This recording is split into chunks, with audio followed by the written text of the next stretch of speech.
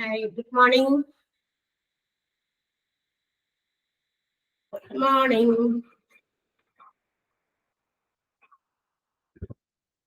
Morning. ആരുമില്ലേ അവിടെ? Hello hello. അഖില, നിമിഷ, ഹരിത, 3 പേര് ഇവിടെ ഓൾറെഡി ജോയിൻ ചെയ്തിട്ടുണ്ടല്ലോ. കണക്ക് വെച്ചിട്ട് ആളുകൾ പോയി കളഞ്ഞിരുന്നാവും.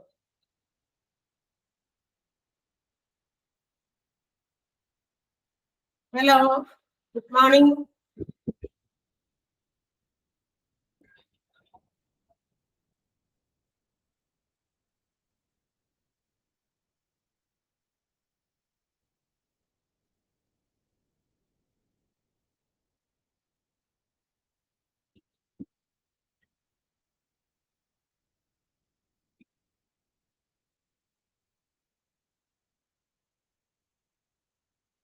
Hello hello.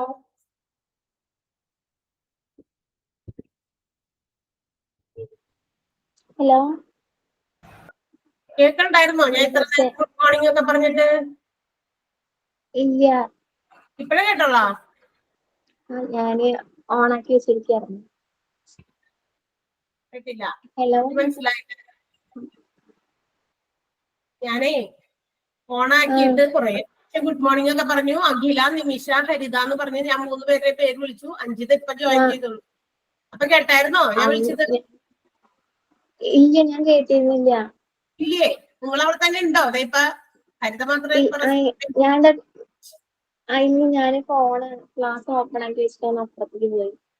ആ, ശരി ശരി, അതുകൊണ്ടാണ്. അപ്പൊ അതുപോലെ ബാക്കിയുള്ളവരും ഓപ്പൺ ആക്കി വെച്ചേക്കാന്ന് തോന്നുന്നത്. അഖില, നിമിഷ, അഞ്ജിത. അഞ്ജിത കേക്കണ്ടോ പറയുന്നത്? കേൾക്കുന്നുണ്ട്. ആ, നിങ്ങൾ ഇങ്ങോട്ട് എന്തെങ്കിലും പറഞ്ഞാലോ, അല്ലെങ്കിൽ പിന്നെ ഞാൻ ഈ ഇരുന്നിട്ട് ഒറ്റയ്ക്ക് ഇരുന്ന് വെറുതെ എന്തെങ്കിലുമൊക്കെ പറഞ്ഞിട്ട് പോകേണ്ടി വരും. നിങ്ങൾക്ക് കേൾക്കണ്ടോന്ന് അറിയണ്ടേ? അതിന് വേണ്ടിയിട്ടാണ്. നിങ്ങൾ ആരെങ്കിലും ഇങ്ങോട്ടേക്ക് തിരിച്ച് ഗുഡ് മോർണിംഗോ അല്ലെങ്കിൽ പറയുന്ന കാര്യത്തിന് റെസ്പോണ്ടോ ചെയ്താലല്ലേ എനിക്ക് ക്ലാസ് എടുത്ത് തുടങ്ങാൻ പറ്റുള്ളൂ. അതുകൊണ്ടാണ്. അപ്പൊ ഓക്കെ, എന്റെ സൗണ്ട് തന്നെ ക്ലിയർ ആണ്, കേൾക്കണ്ടെന്നാണ് മനസ്സിലാവുന്നത്. അപ്പൊ അവിടെ ഓപ്പൺ ആക്കി വെച്ചിട്ട് എവിടേക്കും മാറിയിരിക്കുകയാണ് എല്ലാവരും. 10:38 30:30 ക്ലാസ്. ഇന്ന് 10:30 മുതൽ 11:30 വരെയുള്ള ഈ ഒരു ക്ലാസ് മാത്രമേ ഉണ്ടാവുള്ളൂ. നിങ്ങൾക്ക് എന്താ പറയാ, എന്റെ ചാപ്റ്റേഴ്സ് ആകെ എത്ര ചാപ്റ്റർ ഞാൻ എടുത്തിട്ട് പോയതെന്നൊക്കെ ഓർമ്മയുണ്ടോ? സെക്കൻഡ് ബാച്ചുകാർക്ക്, ഫസ്റ്റ് ആൻഡ് സെക്കൻഡ് ബാച്ചുകാർക്ക് എന്റെ ഫുൾ പോർഷൻസ് കംപ്ലീറ്റ് ആയിരുന്നു. നിങ്ങൾക്ക് എടുത്തിരിക്കുന്ന ചാപ്റ്റേഴ്സ് എത്രയാണെന്ന് ഓർമ്മയുണ്ടോ? പറയാമോ? എന്നെ ഓർമ്മയുണ്ടോ? ഓർമ്മയുണ്ടാ? പറയ്, പെട്ടെന്നാവട്ടെ, സമയം. ഹലോ ഹലോ, നീ പോയാ? ആ, എത്ര ചാപ്റ്റർ ഞാൻ എടുത്തിട്ടുണ്ട് ഹരിത? ബാക്കിയുള്ളവരാരും റെസ്പോണ്ട് ചെയ്യുന്നില്ല. എനിക്ക് പറഞ്ഞതാണ്. ഒന്ന് ഓർമ്മയുണ്ടോന്ന് അറിയാനാ. നിങ്ങള് എത്ര എണ്ണം, നമ്പർ ഓഫ് ചാപ്റ്റേഴ്സ് ആണ് ഞാൻ ചോദിക്കുന്നത്. എത്ര ചാപ്റ്റർ എടുത്തു? ഞാനും നിങ്ങളും ഒരേപോലെ ആണോന്ന് അറിയാന്ന്. നിങ്ങൾ ഇനി കൂടുതൽ ചാപ്റ്റർ എന്റെ പേരിൽ അവിടെ നോട്ട് ചെയ്ത് വെച്ചിട്ടുണ്ടോ, അല്ലെങ്കിൽ ഞാൻ ഇനി ഏതെങ്കിലും എടുക്കാൻ വിട്ടുപോയിട്ടുണ്ടോ എന്നൊക്കെ എനിക്ക് അറിയണ്ടേ. അതിന് വേണ്ടിയിട്ടാണ്, ഒരു ക്ലാരിഫിക്കേഷൻ കൂടിയാണ് ഞാൻ ചോദിക്കണേ. എണ്ണി നോക്കി പറ. Different departments of a hospital.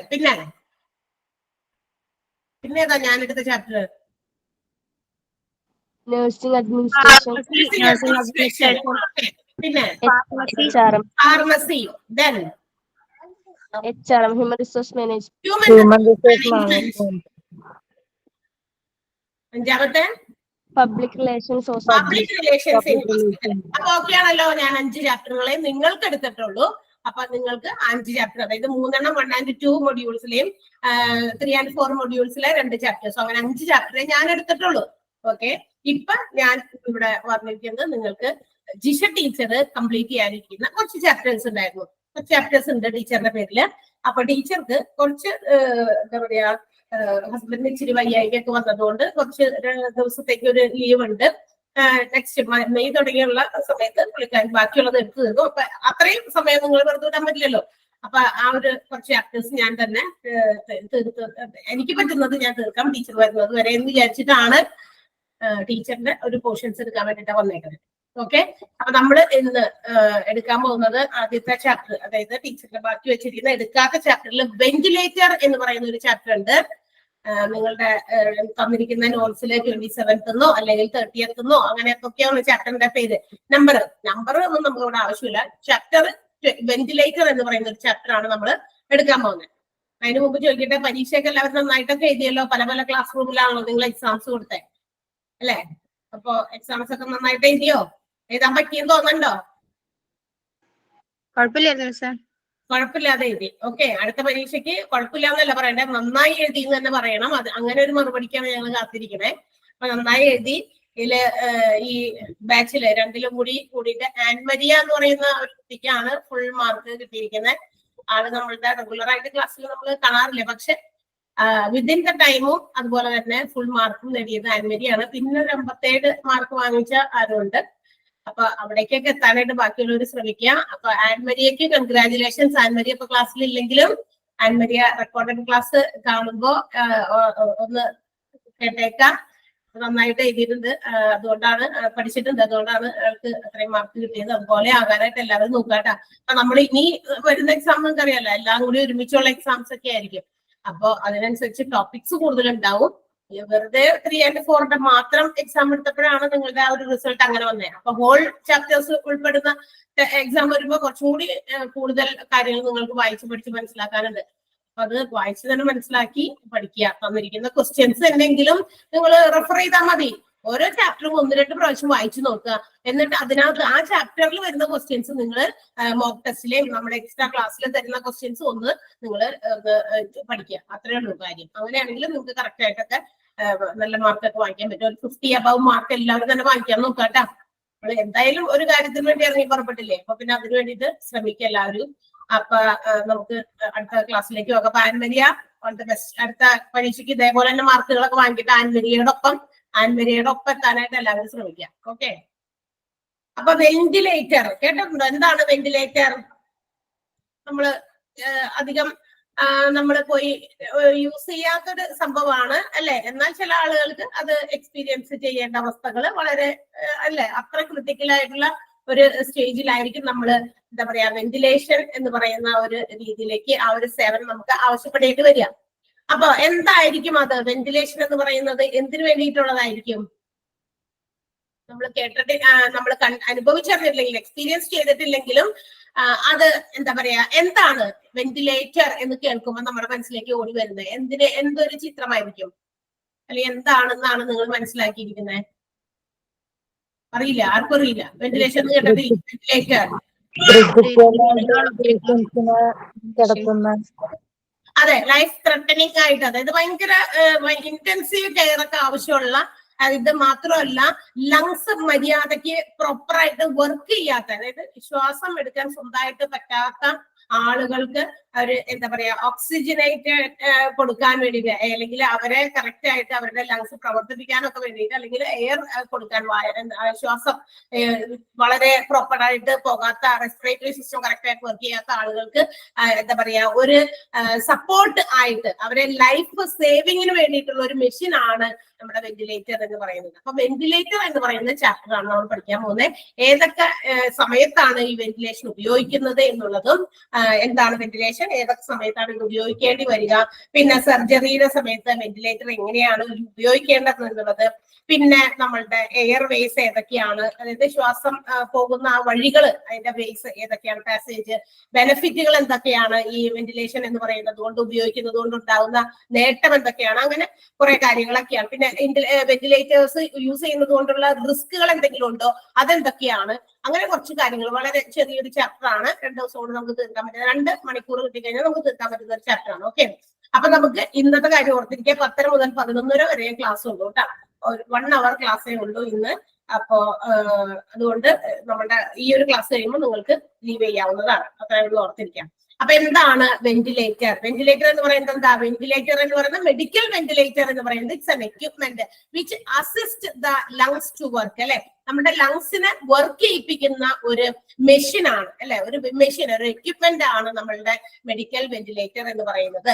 എന്താ പറയാ, അതിനെ മറ്റൊരു രീതിയിൽ പറഞ്ഞ ഒരു ലൈഫ് സേവിങ് മെഷീൻ ആണ്. നമ്മുടെ ജീവൻ നിലനിർത്താൻ, നമ്മുടെ ജീവനെ പിടിച്ചു നിർത്താൻ വേണ്ടിയിട്ട് ഉപയോഗിക്കുന്ന ഒരു മെഷീൻ ആണ്.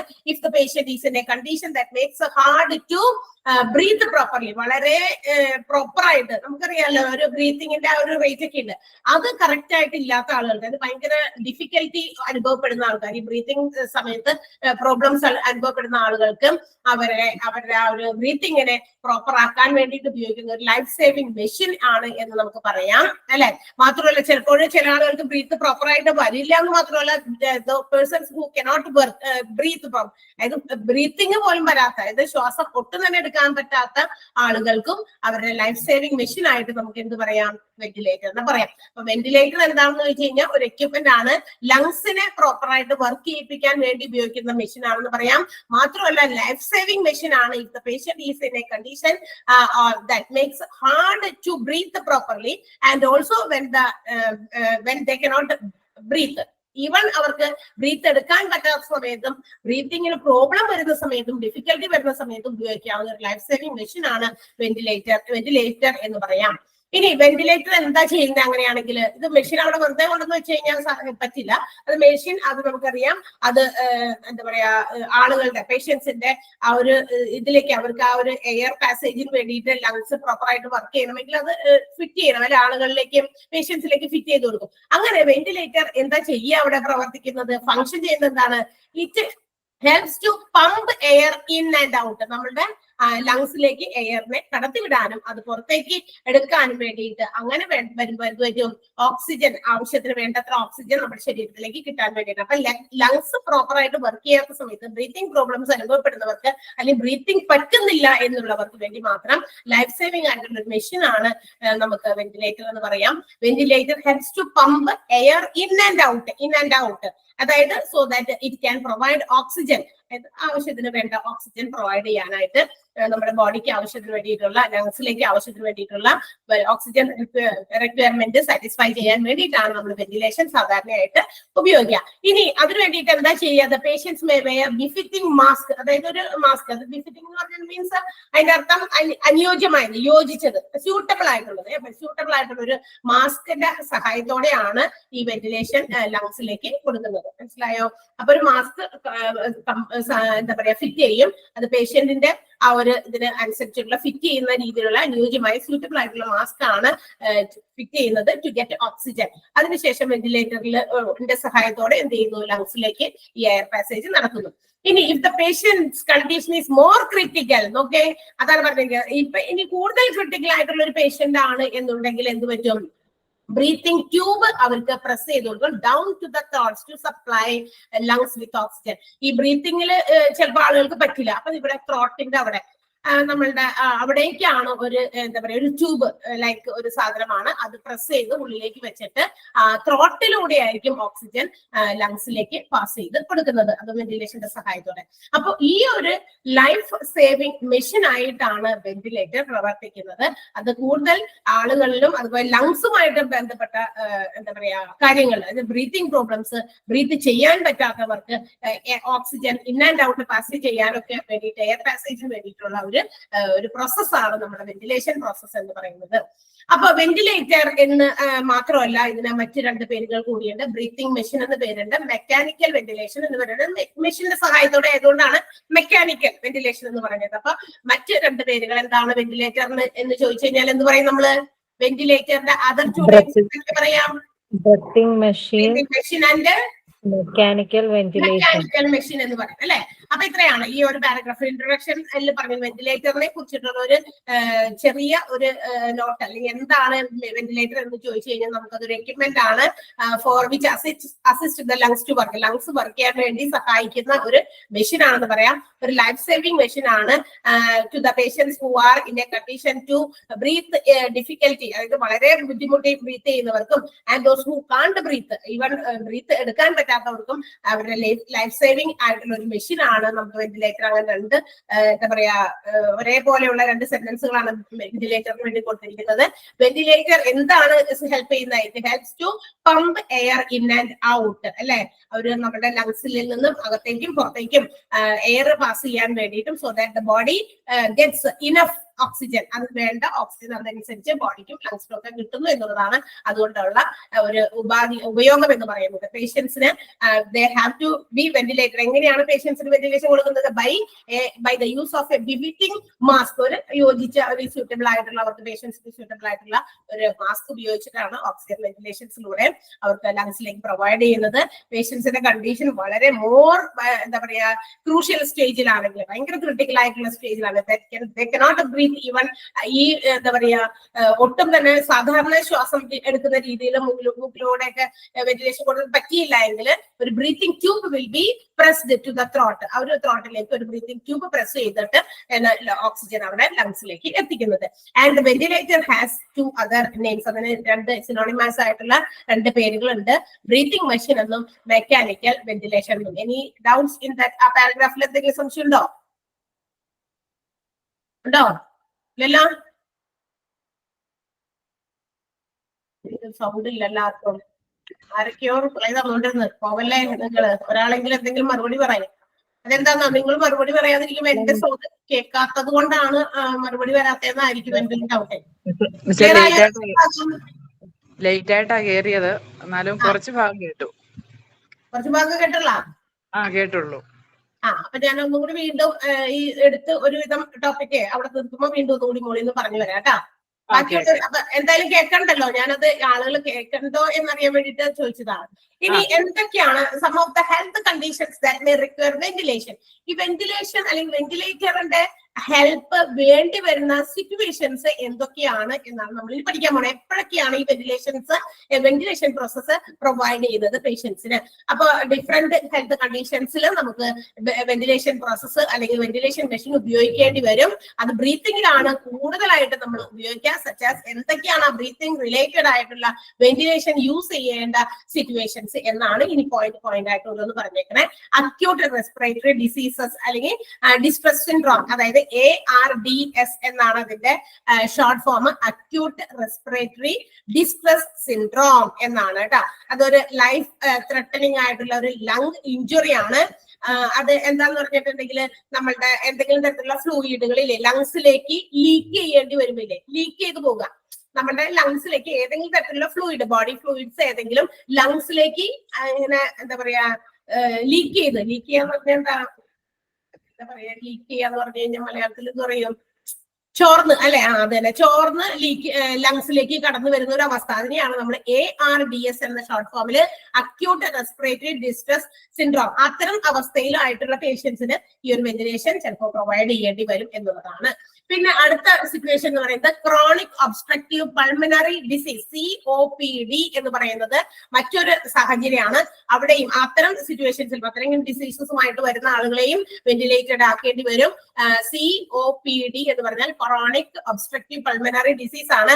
ദാറ്റ് ഈസ് ഒരു ലോ ഓക്സിജൻ, അത് ഓക്സിജന്റെ അളവ് വളരെയധികം കുറഞ്ഞു പോകുന്ന ഒരു അവസ്ഥയാണ് COPD എന്ന് പറയുന്നത്. ലോ ഓക്സിജൻ ഒരു മാത്രമല്ല എന്താ പറയാ ഇനി അത് അതിന്റെ ഫലമായിട്ട് ഈ എന്താ പറയാ ലോ ഓക്സിജൻ സാച്ചുറേഷൻ എന്നാണ് പറഞ്ഞത്. Group of disease that cause blockage, അതായത് നമ്മുടെ ഓക്സിജൻ കടന്നു പോകാത്ത രീതിയിൽ ബ്ലോക്ക് ചെയ്യുന്ന രീതിയിൽ ഒരു ഗ്രൂപ്പ് ഓഫ് ഡിസീസസ് ഉണ്ടാകുക.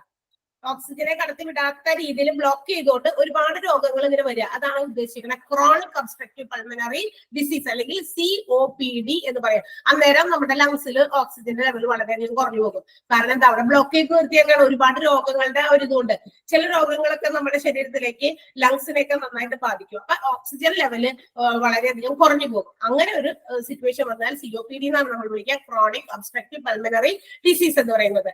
പിന്നത്തെ അസുഖം എന്ന് പറയുന്നത് ആസ്മ. ഇതൊക്കെ ഭയങ്കര കൂടുതലായി കഴിയുമ്പോൾ അത്തരം സിറ്റുവേഷൻസിലും ചില പേഷ്യൻസിനെ നമുക്ക് വെന്റിലേറ്റഡ് ആക്കേണ്ടി വരും. ആസ്മ എന്ന് പറഞ്ഞാൽ അറിയാലോ, നമ്മളുടെ ഇല്ലേ ഈ എയർവേ, നമ്മളുടെ ഈ എന്താ പറയുക എയർ പാസ് ചെയ്യുന്ന ആ ഒരു പാസേജ് അവിടെ ഭയങ്കരമായിട്ട് നാരോ ആയി പോകുക, ഭയങ്കരമായിട്ട് ഇടുങ്ങി പോവുകയും അവിടെ ചിലപ്പോൾ നീർവീക്കമൊക്കെ ഇല്ല, സ്വെല്ലിംഗ് ഒക്കെ വരുന്നത് കൊണ്ട് എന്താ പറയാ ഭയങ്കര ഡിഫിക്കൽട്ടി വരും, നമ്മൾ ബ്രീത്ത് ചെയ്യാനായിട്ട് ഭയങ്കര ബുദ്ധിമുട്ട് വരും. കാരണം എയർ പാസേജിൽ എന്തോ നീർവീക്കം വന്ന് അല്ലെങ്കിൽ അവിടെ എന്താ പറയാ നാരോ ആയി പോകും. ഈ നീർവീക്കം വരുന്നത് കൊണ്ടാണ് ഇടുങ്ങി പോണേ. അപ്പൊ നമുക്ക് ബ്രീത്തിങ്ങിന് കംപ്ലൈന്റ് വരും അല്ലെങ്കിൽ പ്രശ്നം വരും.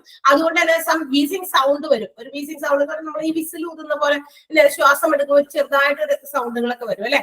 അതിനെയാണ് നമ്മൾ എന്തെന്ന് വിളിക്കുക. അപ്പൊ ഇതിന്റെ ഫലമായിട്ട് ഭയങ്കര കണ്ടിന്യൂസ് ആയിട്ട് കഫിങ് ഉണ്ടാകും, ചുമയുണ്ടാകും. അത്തരം സിറ്റുവേഷൻസ് ഉണ്ട്. ഒത്തിരി ഡേഞ്ചറിലേക്കൊക്കെ പോകുമ്പോൾ അവിടെയും വെന്റിലേഷന്റെ സഹായം വേണ്ടിവരും. അപ്പൊ ഏതൊക്കെ സിറ്റുവേഷൻസിലാണ് നമ്മൾ വെന്റിലേറ്റഡ് ആക്കേണ്ട സാഹചര്യങ്ങളാണ് ഈ പറഞ്ഞുകൊണ്ട് വരുന്നത്. അപ്പൊ ആദ്യം പറഞ്ഞത് ARDS, acute respiratory distress syndrome. പിന്നെ അടുത്തത് COPD, chronic destructive obstructive pulmonary disease with low oxygen saturation ആണ്. നമ്മൾ ഞാൻ വിശദീകരിച്ച് എഴുതി തരാം എന്താണെന്ന് ജസ്റ്റ് ഒന്ന് അറിഞ്ഞിരിക്കണം നിങ്ങൾ. പിന്നെ ആസ്മ എന്ന് പറയുന്നത് difficulty in breathing due to the narrow or swelling at the part of എയർവേയിൽ ഉണ്ടാകുന്ന സ്വെല്ലിങ്ങോ അല്ലെങ്കിൽ നാരോനെസ്സോ ഉണ്ടായതിന്റെ ഫലമായിട്ട് ബ്രീത്തിങ് ഡിഫിക്കൽട്ടി ഉണ്ടാകുക, അതാണത്. അടുത്തത് എന്താ, ബ്രെയിൻ ഇഞ്ചുറി എന്ന് പറയേണ്ട ആവശ്യമില്ല. ബ്രെയിനിന് വളരെയധികം എന്തെങ്കിലും തരത്തിലുള്ള ക്ഷതം ഏൽക്കുന്ന സമയത്ത്, പിന്നെ കാർഡിയാക് അറസ്റ്റ് വരുന്ന സമയത്ത് അല്ലെ, അതായത് ഭയങ്കരമായിട്ട് അതായത് നമ്മുടെ ഹാർട്ട് അറ്റാക്കിലേക്കൊക്കെ പോകുന്ന സമയത്ത്, പിന്നെ എന്താ പറയാ pneumonia related with viral or bacterial infections, അതായത്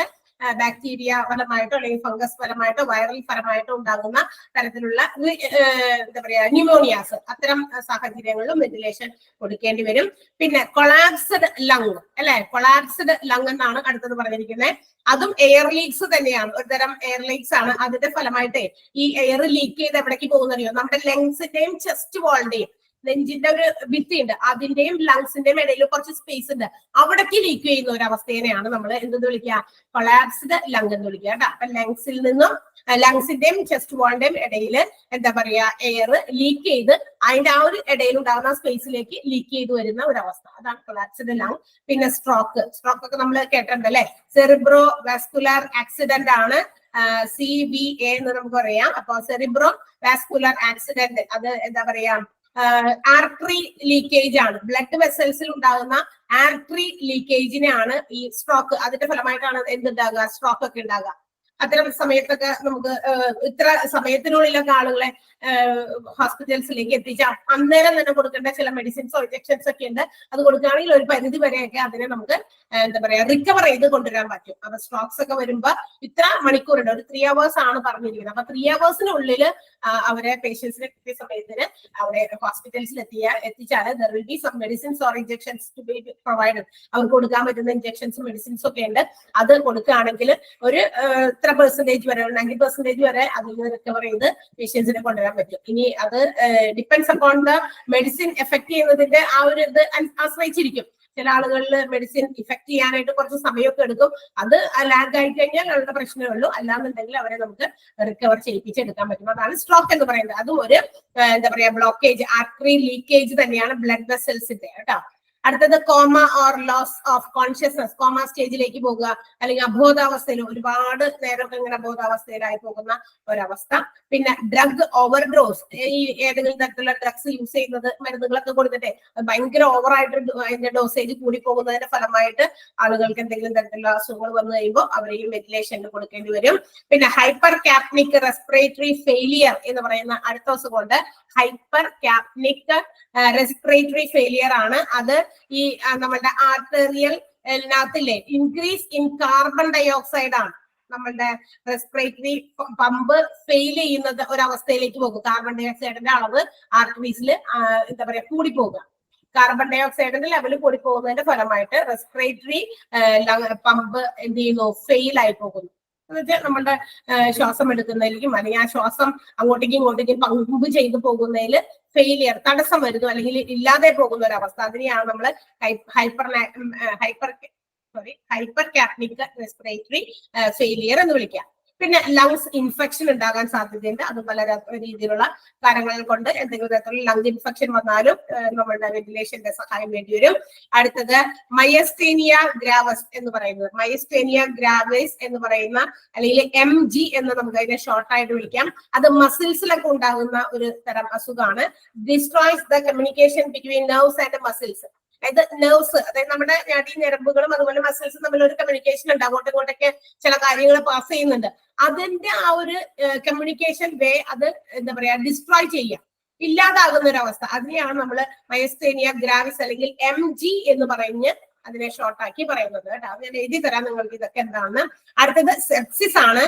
നമ്മളുടെ ബ്ലഡിൽ ഉണ്ടാകുന്ന ഒരു തരം ഇൻഫെക്ഷൻ ആണ്. അതായത് റിസൾട്ട് പലതരത്തിലുള്ള എന്താ പറയാ ഇൻഫെക്ഷൻസിന്റെ ഫലമായിട്ട് നമ്മളുടെ എന്താ പറയാ ബ്ലഡിൽ ഉണ്ടാകുന്ന ഒരു തരം ഇൻഫെക്ഷനെയാണ് നമ്മൾ സെപ്സിസ് എന്ന് വിളിക്കുക. അതായത് നമ്മളുടെ വൈറൽ ഇൻഫെക്ഷൻസ് ആയിട്ടുള്ള നമ്മുടെ COVID-19 നമ്മൾ കുറച്ച് നാളുകൾക്ക് മുമ്പൊക്കെ ഫേസ് ചെയ്തതാണ്. അപ്പൊ അതൊക്കെ അതിന്റെയൊക്കെ ആ ഒരു അണുക്കളൊക്കെ നമ്മുടെ ശരീരത്തിലൊക്കെ കിടക്കുന്നുണ്ടെങ്കിലേ അതുകൊണ്ടുണ്ടാകുന്ന ചില ഇൻഫെക്ഷൻസ് ആണ്. പിന്നെ ഇൻഫ്ലുവൻസ, ഫംഗൽ ഇൻഫെക്ഷൻസ്, ഇതൊക്കെ കുറെ ഇങ്ങനെ നമ്മുടെ ശരീരത്തിൽ ഇങ്ങനെ വന്ന് ഇൻഫെക്റ്റഡ് ആയിട്ട് ഉണ്ടാകുന്ന അതിന്റെ ഫലമായിട്ടുണ്ടാകുന്ന ഒരു രോഗമാണ്, ഇൻഫെക്ഷൻ ആണ് സെപ്സിസ് എന്ന് പറയുന്നത്.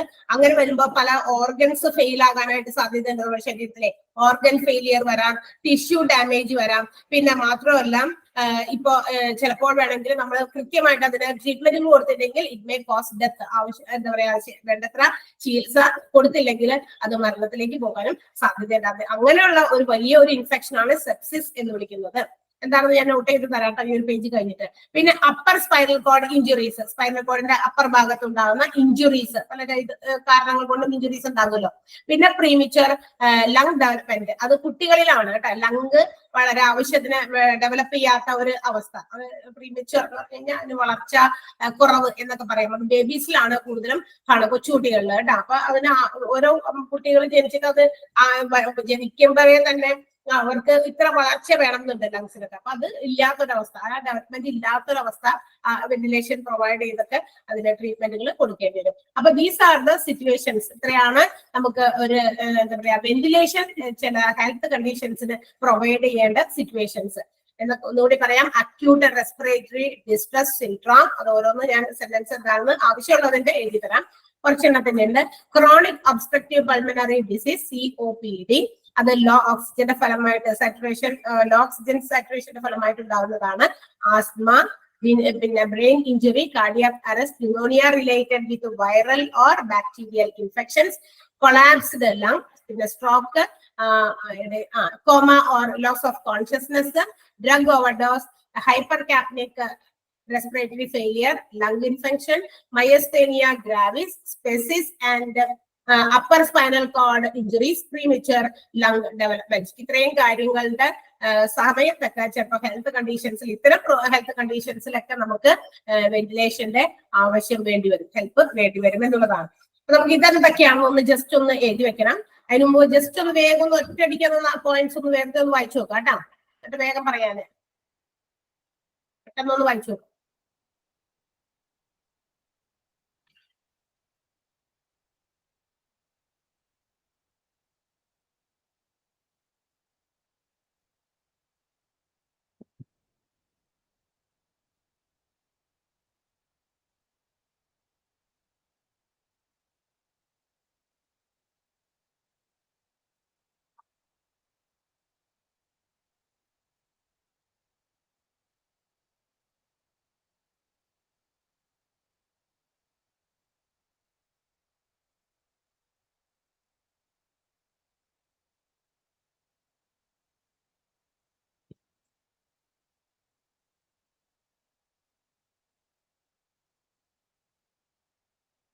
വായിച്ചില്ലേ? വായിച്ചല്ലോ അല്ലേ? വായിച്ചു. ഓക്കെ, വേഗം ആ ചാപ്റ്ററിന്റെ ഒരു ഹെഡിങ് നമ്മുടെ എഴുതി വെച്ച വെന്റിലേറ്റർ എന്ന് പറയുന്ന ചാപ്റ്ററിന്റെ ഹെഡിങ് എഴുതാം. വെന്റിലേറ്റർ, എന്നിട്ട് അതിന്റെ താഴെ ARDS എന്ന് എഴുതാം. അതിന്റെ ഫുൾ ഫോം അവിടെ നിങ്ങളുടെ നോട്ടിൽ കിടക്കണ്ടാവും. അതുകൊണ്ട് ഫുൾ ഫോം അല്ല ഞാൻ എഴുതാൻ ഉദ്ദേശിക്കുന്നത്. വാട്ട് ഈസ് ARDS എന്നുള്ള കാര്യമാണ്, അതിന്റെ ആൻസർ ആണ് നമ്മൾ എഴുതാൻ പോകുന്നത് കേട്ടോ. ARDS എന്ന് എഴുതാം. അക്യൂട്ട് റെസ്പിറേറ്ററി ഡിസ്ട്രസ് സിൻഡ്രോം, അത് ഫുൾ എഴുതണ്ട, ARDS മാത്രം എഴുതിയാൽ മതി. ഒരു ഹൈഫൻ ഇടാം, ARDS എന്ന് എഴുതി ഒരു ഹൈഫൻ ഇടാം. It is life-threatening. It is life-threatening lung injury. Life-threatening lung injury that allows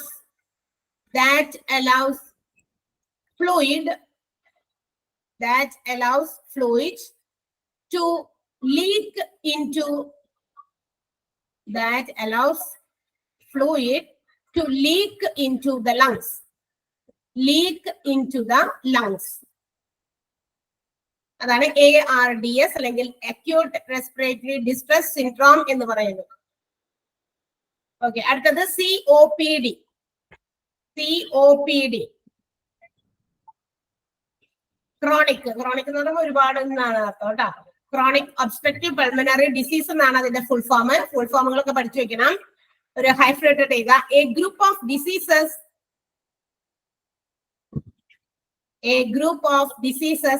that cause airflow blockage. Air pass ചെയ്യുന്നതിനെ തടയുന്നു. Airflow blockage. That cause airflow blockage.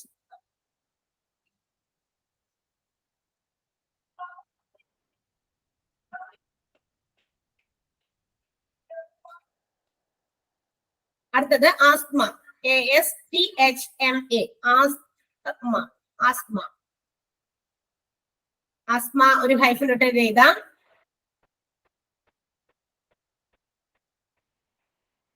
due to the swelling and narrowing of airways. Due to the swelling and narrowing. നീർവീക്കം വന്നതുകൊണ്ട് ഇടുങ്ങിപ്പോയതുകൊണ്ട് Airways എന്താകുന്നു, എന്താ പറയാ, air passage തടസ്സപ്പെടുന്നു. Due to narrowing and swelling in airways. അതിന്റെ കാരണം കൊണ്ട് ഉണ്ടാകുന്നതാണ്. In airways. Full stop.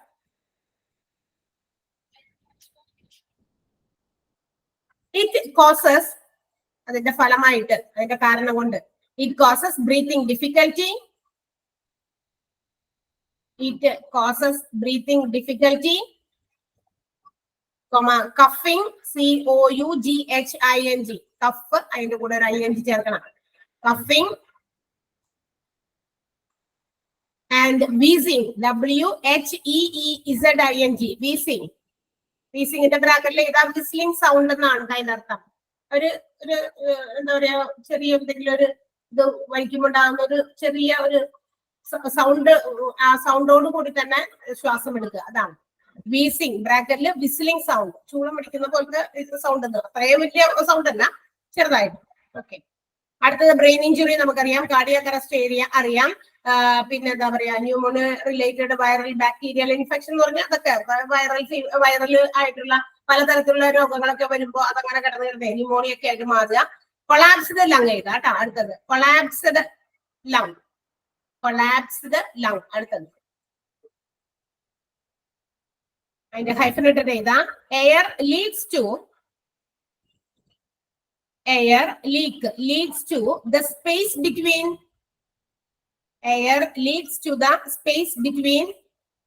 lung and chest wall.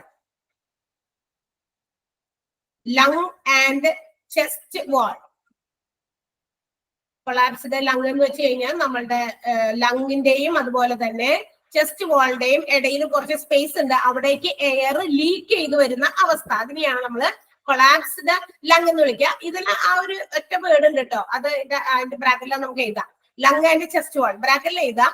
ന്യൂമോതെറാക്സ്, ഇതാണ് ആ ഒരു രോഗത്തിന്റെ പേര്. ന്യൂമോതെറാക്സ്. PNEMOTHORAX. PNEMOTHORAX. ന്യൂമോതെറാക്സ്.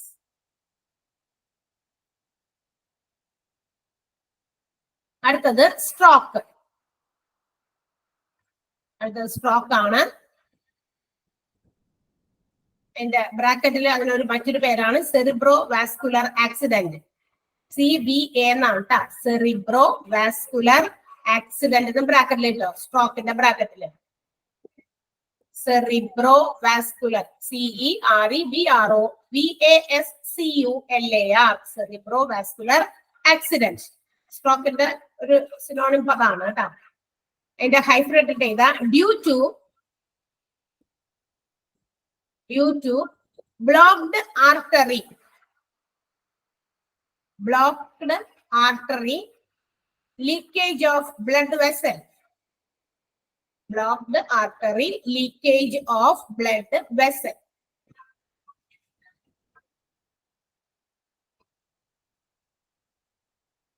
Cerebrovascular accident ആണ് hyphenated ചെയ്ത due to blocked artery, leakage of blood vessel. അടുത്തത് കോമ ഓർ ലോസ് ഓഫ് കോൺഷ്യസ്നെസിന്റെ ആവശ്യമില്ല. ഡ്രഗ് ഓവർഡോസ് അതിന്റെയും എക്സ്പ്ലനേഷന്റെ ആവശ്യമില്ല. അടുത്തത് എഴുതാം hypercapnic respiratory failure. Hypercapnic respiratory failure.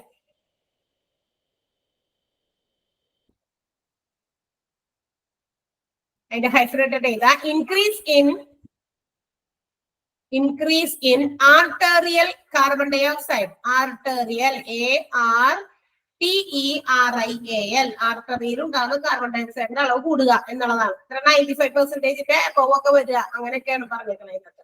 നമുക്ക് അത്രയൊന്നും പോകണ്ട, എന്താണെന്ന് ജസ്റ്റ് ഒന്ന് അറിയാം. ആർട്ടറിയൽ കാർബൺ ഡയോക്സൈഡ് CO2 എന്ന് എഴുതിയാലും മതി, ഉള്ളേക്കാൻ പറ്റിയില്ല. Increase in arterial carbon dioxide or respiratory pump failure. Or respiratory pump failure. Respiratory system pumping failure വന്നാലും ഉണ്ടാകും കേട്ടോ. ഹൈപ്പർ കാപ്നിക് റെസ്പിറേറ്ററി ഫെയിലിയർ എന്ന് പറയാം. ലങ് ഇൻഫെക്ഷൻ ആവശ്യമില്ല. അടുത്തത് മയസ്തീനിയ ഗ്രാവസ്. മയസ്തേനിയ ഗ്രാവസ് ബ്രാക്കറ്റിൽ MG എന്നിട്ടേക്ക് കേട്ടോ. മയസ്തേനിയ ഗ്രാവസ്.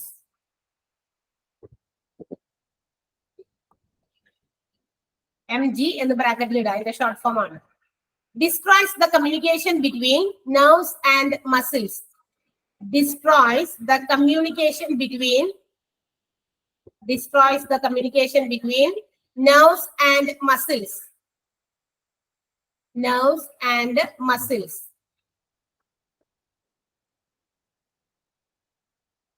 പിന്നെ upper spinal cord injuries, premature lung development ഒന്നും നമുക്ക് ആവശ്യമില്ല.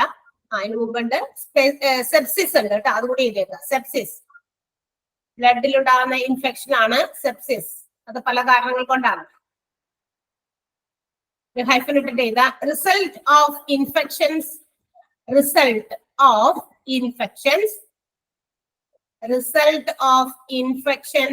including viral infections. Result of infections including viral infections such as COVID-19, influenza, INFLUENZA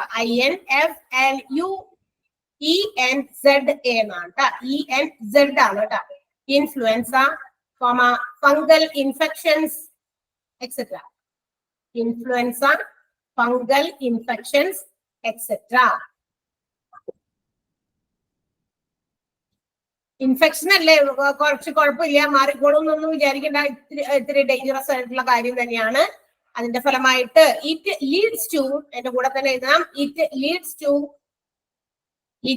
Leeds to organ failure. ഏതെങ്കിലും ഒരു ഓർഗൻ മൊത്തത്തില് എന്താ പറയാ ഫെയിൽ ആയി പോകും എന്ന് വെച്ചാൽ വർക്കിംഗ് കണ്ടീഷൻ, അതിന്റെ വർക്കിംഗ് സിസ്റ്റം തന്നെ ഇല്ലാണ്ടാകും. ഓർഗൻ ഫെയിലിയർ, ടിഷ്യൂ ഡാമേജ് ആകാൻ സാധ്യതയുണ്ട്. Tissue damage, even death if not treated properly.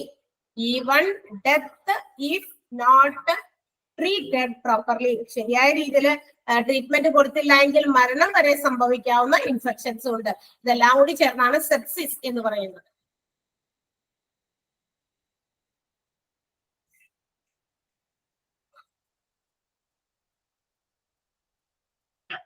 Okay, ഇനി അടുത്ത ഭാഗത്തേക്ക് നമുക്ക് പോകാം. During surgery ventilators R needed. നമുക്ക് അറിയാം സർജറിയുടെ സമയത്തും ഒക്കെ നമുക്ക് എന്താവശ്യമുണ്ട്?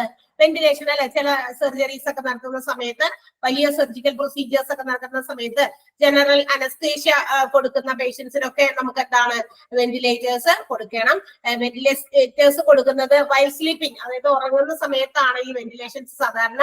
അനസ്തേഷ്യ ഒക്കെ കൊടുക്കുമ്പോൾ നമുക്കറിയാലോ അൺകോൺഷ്യസ് ആയി പോകും, അപ്പൊ ഇങ്ങനെ മയങ്ങി പോകും. ആ മയക്കത്തിലായിരിക്കും വെന്റിലേഷൻസ് പ്രൊവൈഡ് ചെയ്യുക for each and every surgical procedures കേട്ടോ.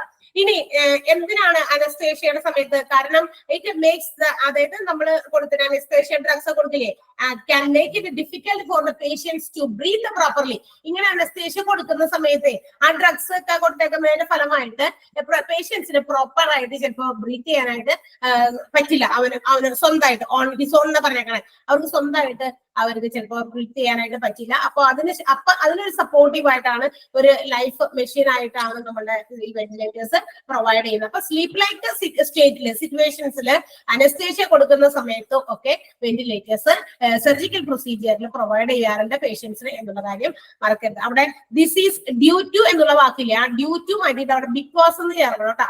ഡ്യൂ ടു വരുമ്പോൾ സെന്റൻസ് കറക്റ്റ് ആവില്ല. This is because some anesthesia drugs, due to എന്നല്ല വരേണ്ടത്. This is because some anesthesia drugs can be make it difficult for the patients. ചില anaesthesia മരുന്നുകൾ പേഷ്യൻസിന് കൊടുക്കുമ്പോൾ പേഷ്യൻസിന് ശരിയായ രീതിയിൽ അവനവന് സ്വന്തമായിട്ട് ബ്രീത്ത് ചെയ്യാൻ പറ്റാതെ വരുന്നു, അല്ലെങ്കിൽ അവർ സ്ലീപ്പ് ലൈക്ക് പൊസിഷനിൽ സ്വന്തമായിട്ട് അവർക്ക് ബ്രീത്ത് ചെയ്യാൻ പറ്റാതെ വരുന്നു. അത്തരം സന്ദർഭങ്ങളിലാണ് ഈ പറയുന്ന വെന്റിലേഷൻസ് പ്രൊവൈഡ് ചെയ്യേണ്ടി വരിക. സെന്റൻസ് കറക്റ്റ് ആവണമെങ്കിൽ ആ ഡ്യൂ ടു മാറ്റിയോടെ ബിക്കോസ് എന്ന് ചേർക്കണം എന്നാണ് ഞാൻ ഇപ്പൊ പറഞ്ഞത്. ക്ലിയർ ആയോ? അത് മനസ്സിലായോ? ഓക്കെ. ഇനി വിത്ത് സർജറി, അതായത് വെന്റിലേറ്റർ എത്ര സമയത്തേക്കാണ് വെന്റിലേഷൻസ് പ്രൊവൈഡ് ചെയ്യുന്നതെന്നാണ് ചോദ്യം. അല്ല, അങ്ങനെ ഒരു പോയിന്റ് നമുക്ക് അറിഞ്ഞിരിക്കേണ്ട പോയിന്റ് ആണ്. ഡ്യൂറിങ് സർജറിയുടെ സമയത്ത് how long the ventilations to be provide, എത്ര സമയത്തേക്ക് വെന്റിലേഷൻസ് പ്രൊവൈഡ് ചെയ്യണം എന്ന് പറഞ്ഞിട്ടുണ്ട്. ഡ്യൂറിങ് സർജറി, അതായത് സർജറിയുടെ സമയത്ത് എന്താ പറയാ, അവരുടെ ബ്രീത്തിങ് കറക്റ്റ് ആയിട്ട് പ്രൊവിഷൻ ചെയ്യാൻ വേണ്ടിയിട്ട് ഈ ജനറൽ അനസ്തേഷ്യയോടൊപ്പം തന്നെ, അതായത് അനസ്തേഷ്യ കൊടുത്തിരിക്കുന്ന പേഷ്യൻസിന് നമ്മൾ എന്ത് ചെയ്യുന്നു, സർജറിക്ക് സമയത്ത് ഈ എന്താ പറയാ നമ്മുടെ വെന്റിലേഷൻസ് പ്രൊവൈഡ് ചെയ്യുന്നുണ്ട്. അപ്പൊ വെന്റിലേഷൻസ് പ്രൊവൈഡ് ചെയ്യുന്നത് to provisionally perform the breathing for the patient while he is under general anesthesia. General anesthesia നമ്മൾ നേരത്തെ പഠിച്ചിട്ടുണ്ട്, അനസ്തേഷ്യാസ് എത്ര വിധമാണെന്നൊക്കെ. അപ്പൊ ജനറൽ അനസ്തേഷ്യ കൊടുക്കുന്ന സമയത്താണ് കേട്ടോ, അല്ലാതെ മറ്റേ റീജിയണൽ അനസ്തേഷ്യ, നമ്മൾ ലോക്കൽ അനസ്തേഷ്യ ഒക്കെ പറഞ്ഞു, പല്ല് ജോ ശരിയാക്കുന്ന സമയത്ത്, സിസേറിയൻ കൊടുക്കുന്ന സമയത്തൊക്കെ കൊടുക്കേണ്ട ആവശ്യമില്ല. ജനറൽ അനസ്തേഷ്യാസ് പെർഫോം ചെയ്യുന്ന സമയത്ത് പേഷ്യൻസിന് ഏതെങ്കിലും സാഹചര്യത്തിൽ ബ്രീത്തിങ് പ്രോബ്ലംസ് അനുഭവപ്പെടുന്നുണ്ടെങ്കിൽ ആ സർജറിയുടെ സമയത്ത് വെന്റിലേറ്റേഴ്സ് പ്രൊവൈഡ് ചെയ്യും. പിന്നെ റിക്കവറിങ് ഫ്രം സർജറി, ഈ സർജറി കഴിഞ്ഞതിന് ശേഷം, even after the surgical procedures are completed, ഈ സർജിക്കൽ പ്രൊസീജിയേഴ്സ് കംപ്ലീറ്റ് ചെയ്താൽ കഴിഞ്ഞാൽ പോലും ഫോർ പർട്ടിക്കുലർ അവേഴ്സ്, കുറച്ച് മണിക്കൂറുകൾ വരെ, അധികമല്ലാത്ത കുറച്ച് മണിക്കൂറുകൾ വരെയും അവർക്ക് വെന്റിലേഷൻ പ്രൊവൈഡ് ചെയ്യണം എന്നാണ് തൊട്ടടുത്ത പോയിന്റ് പറഞ്ഞേക്കുന്നത്. Recovering from surgery, a patient may occasionally require a ventilator to assist with breathing for hours or longer following particularly, അതായത് ആ പ്രൊസീജിയർ കഴിഞ്ഞതിന് ശേഷവും കുറച്ച് മണിക്കൂറുകൾ ചിലപ്പോൾ വെന്റിലേഷന്റെ സഹായം അവർക്ക് അവരുടെ ബ്രീത്തിങ് അസിസ്റ്റ് ചെയ്യാനായിട്ട് വേണ്ടി വരുന്ന സാഹചര്യമുണ്ട്. അപ്പൊ ഡ്യൂറിംഗ് ദ സർജറി ഉണ്ട്, റിക്കവറിംഗ് ഫ്രം ദ സർജറിയും ഉണ്ട്. രണ്ട് സമയത്തും വെന്റിലേഷൻസ് പ്രൊവൈഡ് ചെയ്യുന്നു എന്നാണ് അത്രയും പറഞ്ഞിട്ടുള്ള കാര്യം. അപ്പൊ സർജറി നടക്കുന്ന സമയത്തും അതുപോലെ തന്നെ അതിനുശേഷം കുറച്ച് മണിക്കൂറുകൾ വെന്റിലേഷൻസ് പ്രൊവൈഡ് ചെയ്യേണ്ടി വരുന്നുണ്ട്. ഓക്കെ, ക്ലിയർ ആയോ? അത്രയും മനസ്സിലായോ? ഓക്കെ, ഒന്ന് വായിച്ചു നോക്കിയേ. അത്രയും ഭാഗം നമ്മൾ ഇപ്പൊ പറഞ്ഞ അത്രയും ഭാഗം ഒന്ന് വായിച്ചു നോക്കിയേ.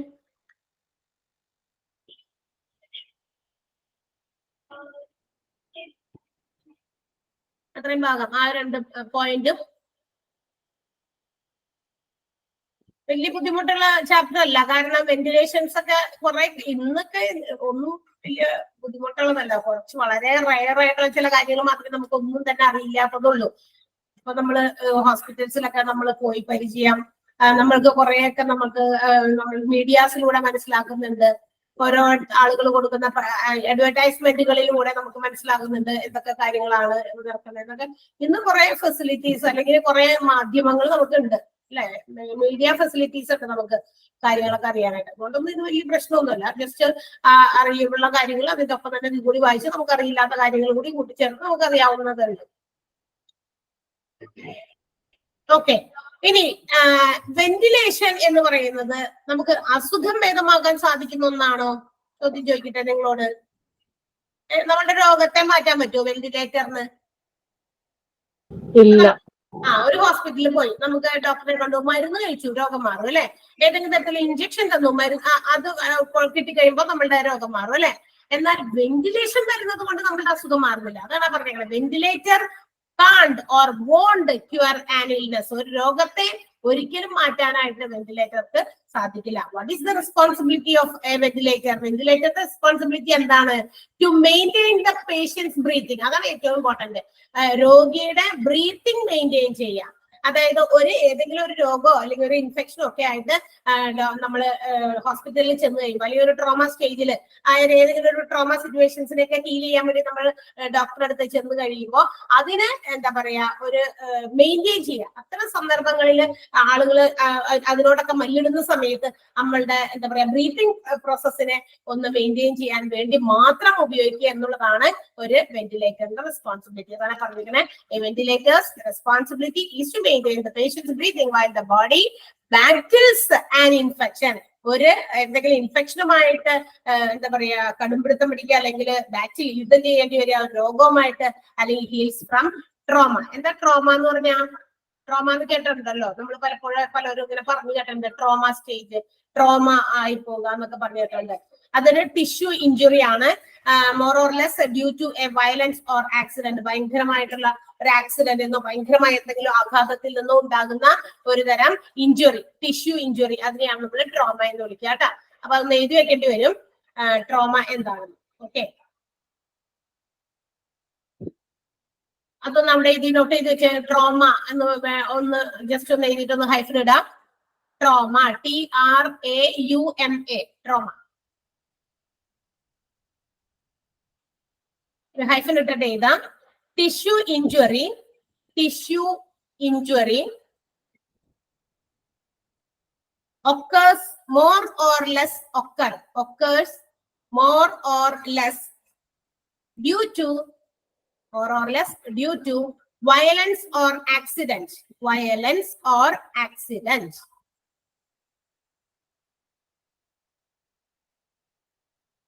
അതാണ് ട്രോമ എന്ന് പറയുന്നത്.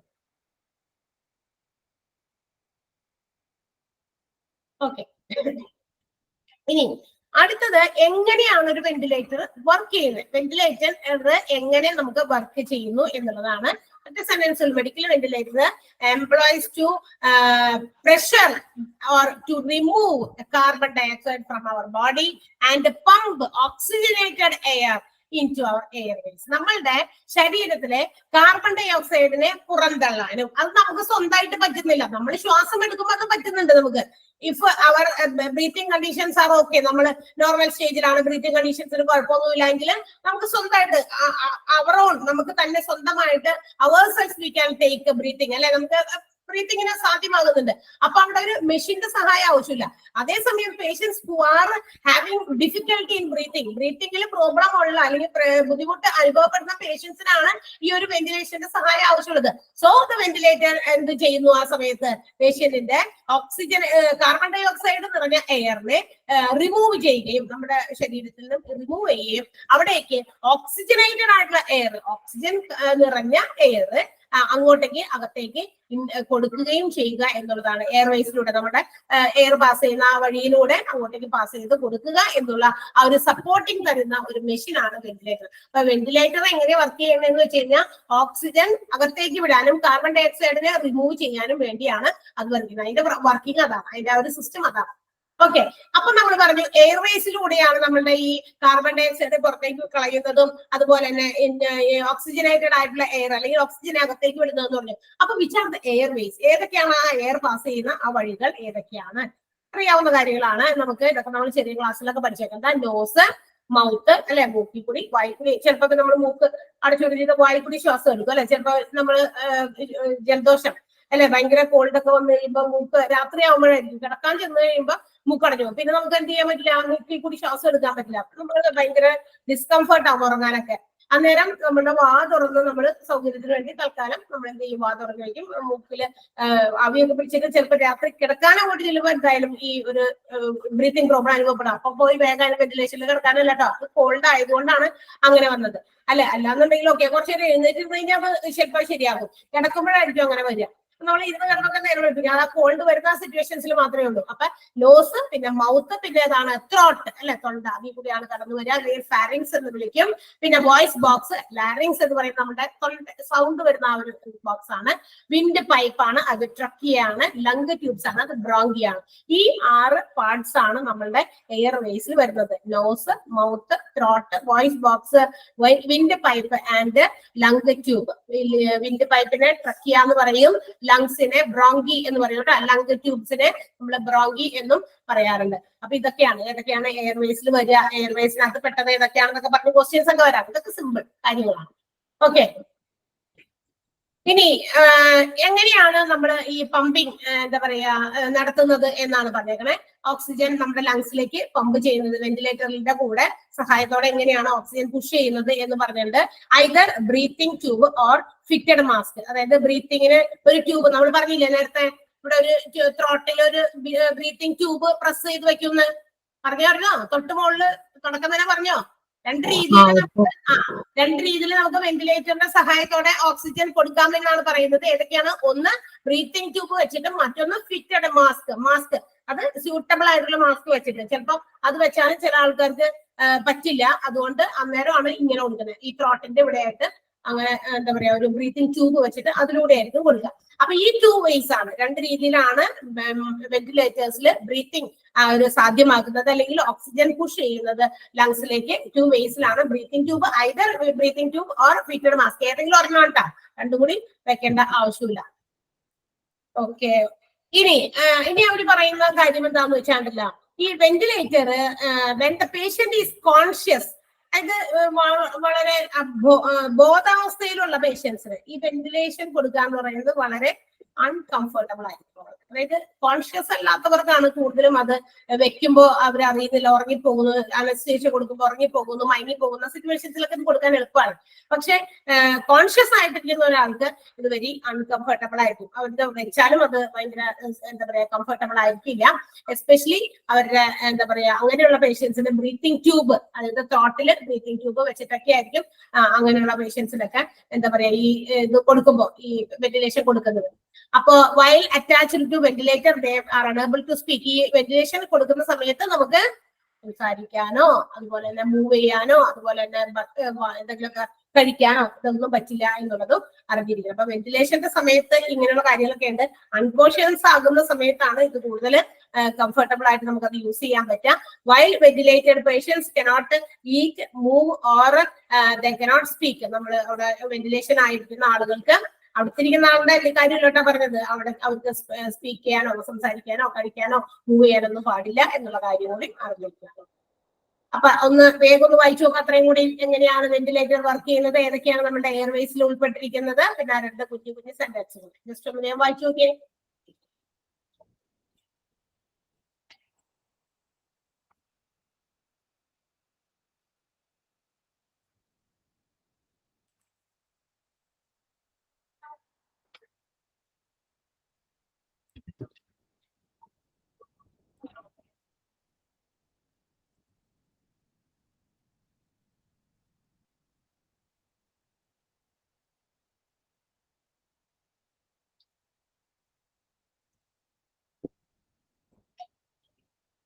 മനസ്സിലാവുണ്ടോ പറയുന്നതൊക്കെ? ആ,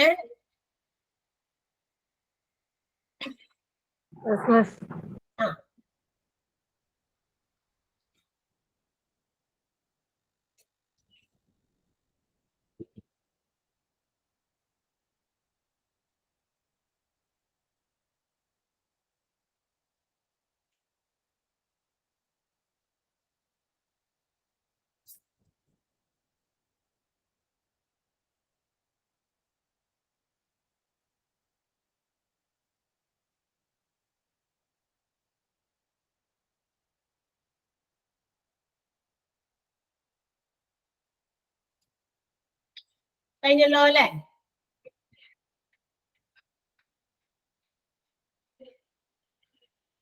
മനസ്സിലായില്ലേ?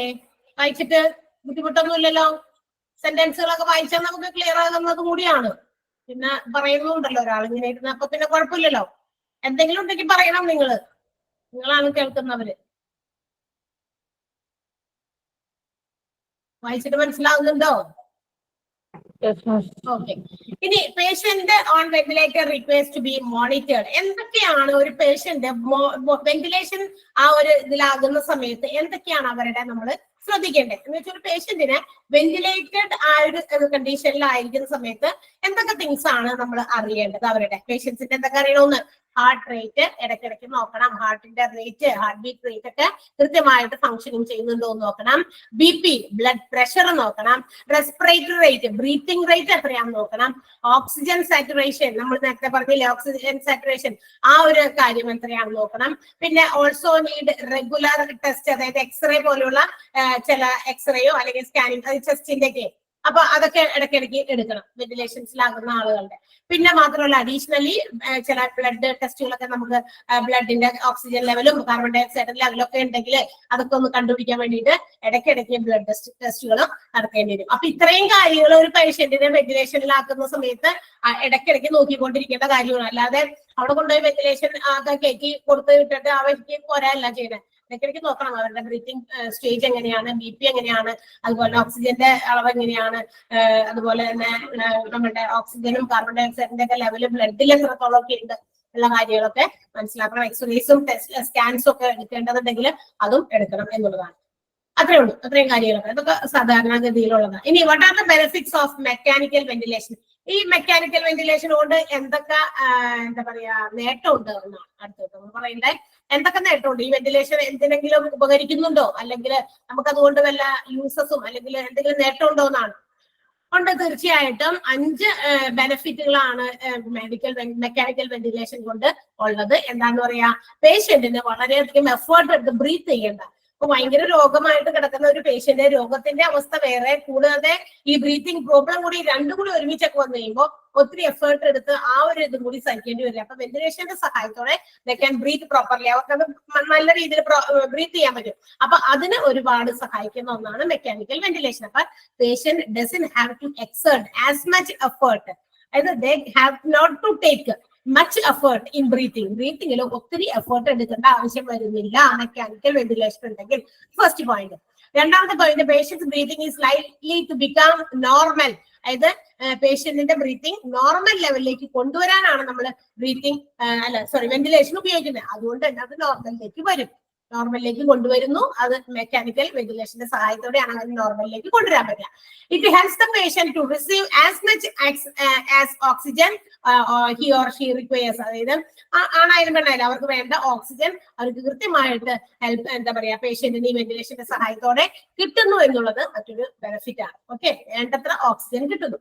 പിന്നെ മെയിൻറ്റെയിൻസ് എ സ്റ്റേബിൾ എയർവേ, അതായത് ഒരു സ്റ്റേബിൾ ആയിട്ടുള്ള ഒരു കോൺസ്റ്റന്റ് ആയിട്ടുള്ള, അതായത് ഭയങ്കര വേരിയേഷൻസ് വന്നു കഴിഞ്ഞാൽ ബ്രീത്തിങ് അകത്തേക്ക് എന്താ പറയാ എടുക്കാൻ പറ്റുന്നില്ല, പുറത്തേക്ക് വിടാൻ പറ്റുന്നില്ല, അങ്ങനത്തെ അവസ്ഥയോ, അല്ലെങ്കിൽ പുറത്തേക്ക് വിടാൻ പറ്റുന്നുണ്ട് അകത്തേക്ക് മര്യാദയ്ക്ക് ബ്രീത്തിങ് പറ്റുന്നില്ല, ആ ഒരു അവസ്ഥയൊന്നും ഇല്ലാതെ കറക്റ്റ് ഒരു കോൺസ്റ്റന്റ് ഒരു സ്റ്റേബിൾ ആയിട്ടുള്ള ഒരു രീതിയിൽ എയർവേ അവർക്ക് മെയിൻറ്റെയിൻ ചെയ്യാൻ സാധിക്കുന്നുള്ളത് വെന്റിലേഷന്റെ ബെനിഫിറ്റ് ആണ്. പിന്നെ permits medications to work and the body to make better, അതായത് ആ വെന്റിലേഷന്റെ സഹായത്തോടെ ബ്രീത്തിങ് ഒക്കെ കറക്റ്റ് ആകുമ്പോൾ മരുന്നുകളൊക്കെ കൃത്യമായിട്ട് കൊടുക്കാനും ആ മരുന്ന് നമ്മുടെ ശരീരത്തിലേക്ക് കയറി അത് നമ്മുടെ രോഗാവസ്ഥയെ പൂർണ്ണമായും ഭേദമാക്കാനും ഒക്കെ ബോഡിയെ ബെറ്റർ ആക്കാനും ഒക്കെ ഹെൽപ്പ് ചെയ്യുന്നു. അപ്പൊ വെന്റിലേഷന്റെ സഹായം ഉണ്ടെങ്കിൽ നമുക്ക് ലൈഫിനെ സേവ് ചെയ്യാം എന്നുള്ളതാണ്. ലൈഫ് എന്താ പറയാ, മരുന്ന് കൊണ്ട് നമുക്ക് ഈ വെന്റിലേഷൻ കൊണ്ട് രോഗത്തെ ഇല്ലാതാക്കാൻ പറ്റുന്നില്ല, പക്ഷെ ആ രോഗത്തിനെ ഇല്ലാതാക്കാൻ വേണ്ടി വരുന്ന മറ്റ് സാഹചര്യങ്ങൾക്ക് ഒരു സപ്പോർട്ട് കൊടുക്കാൻ വെന്റിലേഷനെ സഹായിക്കും എന്നുള്ളതാണ് പ്രത്യേകത. അപ്പൊ ഇതാണ് വെന്റിലേഷൻ കൊണ്ടുള്ള ബെനിഫിറ്റുകൾ. ഓക്കെ, അപ്പൊ 5 പോയിന്റ്സ് ആണ്. ഒന്ന് വേഗം വായിച്ചു നോക്കി. 5 പോയിന്റ് എന്തെങ്കിലും സംശയം ഉണ്ടെങ്കിൽ വേഗം പറയാം.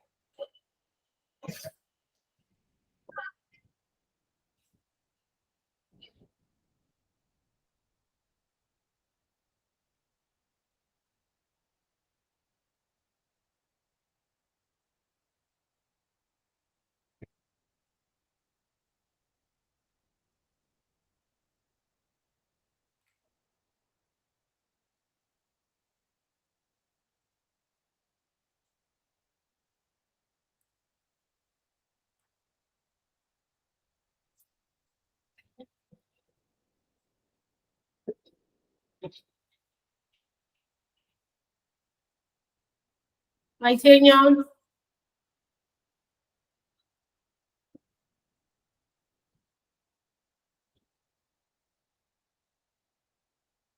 കുറച്ച് പേജസേ ഉള്ളൂ. ഇനി ഒരു 2 ചെറിയ ടോപ്പിക് കൂടി ഉള്ളൂ എടുക്കാനായിട്ട്. പക്ഷെ നമ്മളിന്ന് ഈ 1 മണിക്കൂറേ എടുക്കുന്നുള്ളൂ. തൊട്ടടുത്ത സമയത്ത് എനിക്ക് ക്ലാസ് ഉള്ളതുകൊണ്ടാണ്.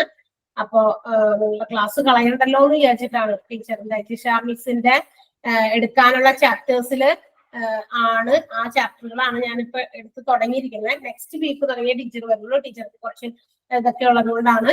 അപ്പൊ തുടക്കം തന്നെ ഞാൻ പറഞ്ഞു കുറെ പേരൊന്നും ഉണ്ടായിരുന്നില്ല, അതുകൊണ്ടാണ് വീണ്ടും പറയുന്നത്. അതുകൊണ്ട് ഇന്ന് 1 മണിക്കൂറേ ക്ലാസ് ഉള്ളൂ. എനിക്ക് ക്ലാസ് ഉണ്ട്, അടുത്ത ക്ലാസ് അടുത്ത ബാച്ചുകാർക്ക്. അതുകൊണ്ട് ക്ലാസ് മിസ്സാക്കണമെന്ന് വിചാരിച്ച് എടുത്ത് ടീച്ചറിന്റെ കുറച്ച് ടോപ്പിക് നമുക്ക് കൂടി എടുത്ത് തീർക്കാൻ പറ്റില്ലെങ്കിൽ എനിക്ക് നിങ്ങളുടെ പോർഷൻസ് ഒക്കെ തീർന്നതാണ്. നിങ്ങളത് ഇനി പഠിക്കാൻ മാത്രമല്ല, ആദ്യം 5 ചാപ്റ്ററിലേ ഉള്ളൂ. അതൊക്കെ സിമ്പിൾ, അത്ര വലിയ കുഴപ്പങ്ങളൊന്നും ഉള്ള ചാപ്റ്റേഴ്സും അല്ല. അപ്പൊ 3rd and 4th മൊഡ്യൂളാണ് ഇച്ചിരി പാടുള്ളത്. കുറച്ച് വായിച്ച് മനസ്സിലാക്കേണ്ടത്. മറ്റേതൊക്കെ ഹോസ്പിറ്റൽ റിലേറ്റഡ് ആയതുകൊണ്ട്, അത് മാത്രം റിലേറ്റഡ് ആയതുകൊണ്ട് കുറെയൊക്കെ നമുക്ക് അങ്ങനെ മനസ്സിലാക്കാൻ പറ്റും. പക്ഷെ മറ്റേതൊരു കോമൺ ടോപ്പിക്കുകളാണ് രണ്ടും. അതെ HRM അതെ, അതുപോലെ തന്നെ PRO രണ്ടും അങ്ങനെ തന്നെയാണ്. അത് വായിച്ചൊക്കെ മനസ്സിലാക്കി വെക്കാം കേട്ടോ. അപ്പൊ ഇതിന്റെ ബാക്കി കുറച്ച് ഭാഗമുണ്ട്. അടുത്ത ചാപ്റ്റർ അടുത്ത ക്ലാസ്സിൽ നമുക്ക് ഈ ചാപ്റ്ററിന്റെ ബാക്കിയും വേറെ അടുത്തൊരു ചാപ്റ്റർ കൂടി പറഞ്ഞു വെക്കാം. ഓക്കെ, ഈ ചാപ്റ്ററിൽ ഏത് മോഡ്യൂളാ മിസ്? ഇത് നിങ്ങളുടെ 1st and 2nd മൊഡ്യൂളിലാണ് എടുത്ത് തീർക്കാനുണ്ടായിരുന്നത് അല്ലേ? അതെ അതെ. അപ്പൊ അതിനകത്തു നിന്നുള്ളതാണ്. ജിഷ മിസ് എടുക്കേണ്ട കുറച്ച് ചാപ്റ്റേഴ്സ് അവിടെ ബാക്കി വെച്ചിട്ടുണ്ടായിരുന്നു. അതിനകത്ത് ചാപ്റ്ററാണ് ഇപ്പൊ ഞാൻ എടുത്തത് ഇന്ന്. വെന്റിലേറ്റർ എന്ന് പറയുന്ന അതിനകത്ത് കുറച്ച് ഒരു ഇത്തിരി കൂടി 2 ചെറിയ ടോപ്പിക് കൂടി ഉണ്ട്. അത് അടുത്ത ക്ലാസ്സിൽ എടുക്കാം. പിന്നെ ഒരു പുതിയ ചാപ്റ്റർ കൂടി നമുക്ക് തുടങ്ങാം. ഓക്കെ, ടീച്ചർ അടുത്ത ആഴ്ച വരുള്ളൂ. അതുകൊണ്ട് 1-ാം തീയതി തുടങ്ങിയേ വരുള്ളൂ. അടുത്ത ആഴ്ചയല്ല, 1-ാം തീയതി തുടങ്ങിയ കണ്ട് വരുള്ളൂ തോന്നുന്നത്. അപ്പൊ അതുവരേക്കും നിങ്ങൾക്ക് സമയം കളയണ്ടല്ലോ. അതുകൊണ്ടാണ് ഞാൻ കയറി എടുത്തോളാന്ന് പറഞ്ഞ് എടുത്തത്. ഓക്കെ, അപ്പൊ അടുത്ത ദിവസത്തേക്ക് ഒന്ന് വായിച്ചൊക്കെ മനസ്സിലാക്കിയിട്ട് വരാം കേട്ടോ. Okay, bye. അടുത്ത ദിവസം കാണാം. മിസ് ഇനി ക്ലാസ് ഇല്ലേ ഇപ്പൊ? ഇനി ഇന്നില്ല, അതാ പറഞ്ഞത്. ഇന്ന് 1 മണിക്കൂറേ ഉള്ളൂ ക്ലാസ്. ഇന്നത്തെ നിങ്ങൾക്ക് ഇനി ക്ലാസ് ഇല്ല കേട്ടാ. നാളെ ഉണ്ട്. നാളെ ഇല്ല പോകുന്നത് അല്ലെ? നാളെ ഇൻഫർമേഷൻ വന്നിട്ടുണ്ടാവുമല്ലോ. ഇല്ല എന്ന് പറഞ്ഞ് നാളെ ലീവാണ്. അപ്പൊ ഇനി മൺഡേ ആണ് കേട്ടാ. മൺഡേ ആസ് യൂഷ്വൽ ചിലപ്പോ മിക്കവാറും 2 ക്ലാസ് ഉണ്ടാവുമായിരിക്കും. ആദ്യത്തെ പോലെ തന്നെ അത് അറിയിക്കും അവർ. Okay miss, thank you. Okay miss, thank you. Thank you, miss.